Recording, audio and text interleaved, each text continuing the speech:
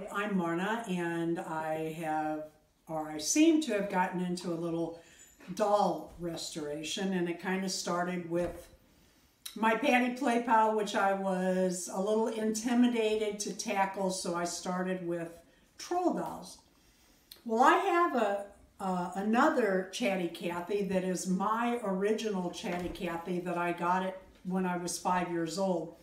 Problem is, I don't know where she is right now. We have moved, and I know she's here, I just don't know where. Anyway, this is a Chatty Cathy I picked up yesterday at a antique mall, and she is kind of a mess, and I kind of like it that way because I have no sentimental value towards this doll, and I can start working on it before I tackle my own Chatty Cathy and Patty Play Pal. But I wanted to show a before video. This, by the way, is her original dress from the research I've been doing.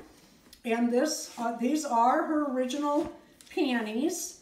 But as you can see, her face is a mess. I don't know what the heck went on here. It was like, I'm not even going to guess.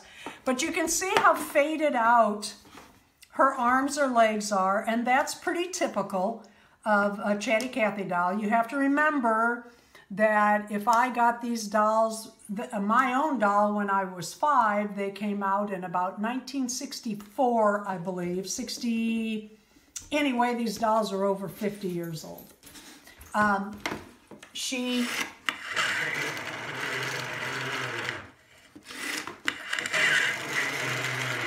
Okay, yesterday I got her to actually speak. Now,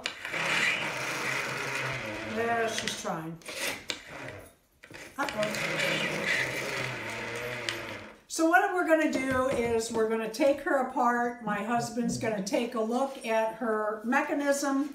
From what I understand from some of the research, it may just need a new O-ring, and then she will speak again.